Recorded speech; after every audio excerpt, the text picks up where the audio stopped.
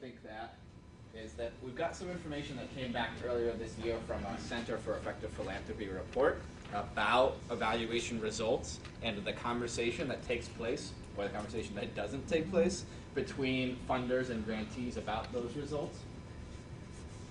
Their findings, and this was from a whole number of surveys that were conducted across, and I don't remember the exact number, but a large number of foundations. They found that on average, grantees do not find it helpful, do not find the reporting and evaluation processes to be helpful, especially in this latter piece, in strengthening their work, in informing the work of their organization and their processes.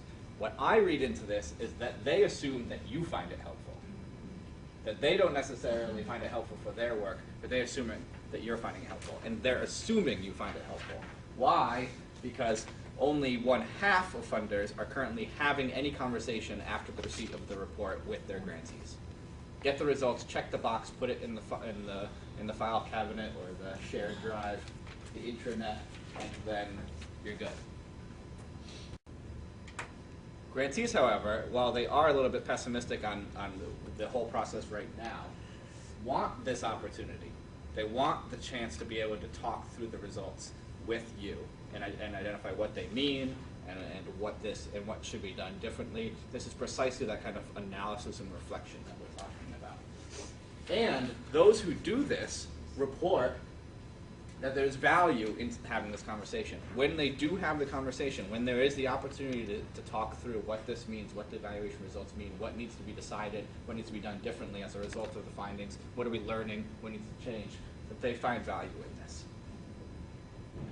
So, like those conversations that we were talking about earlier around the kind of planning conversation, the 5 questions that we want you to ask, and testing their assumptions, all of that happening from the beginning and carrying throughout. Now that you're starting to get data back, that you want to have those same conversations. And I actually would stress that there's 3 conversations that you should be thinking about having once the data starts to come back. One, they need to have a conversation. They get the results, and they need to think about what it means for them.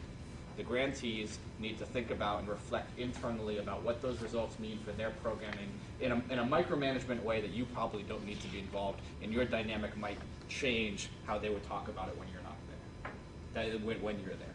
And so the first conversation that needs to take place is that you should talk to them about having that conversation, push them to have a conversation to reflect on the results and what it means for them. Then you need to, additionally, and there's not any kind of sequential order to this, you need to have a conversation with them. What does it mean for your relationship? What does it mean for the theory of change that you've got and those kind of concepts? What is it telling you about the assumptions that were made in that theory of change? What is it telling you about what else needs to be done?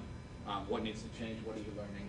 And then finally, you, internally at the foundation, need to reflect on what these findings mean for you and your portfolio and your grant making, and whether or not you want to make changes to your whether change is required to the grants that you're providing. So those 3 conversations that need to take place, 3 opportunities for reflection, analysis and reflection, within 3 kind of different dynamics, different bodies.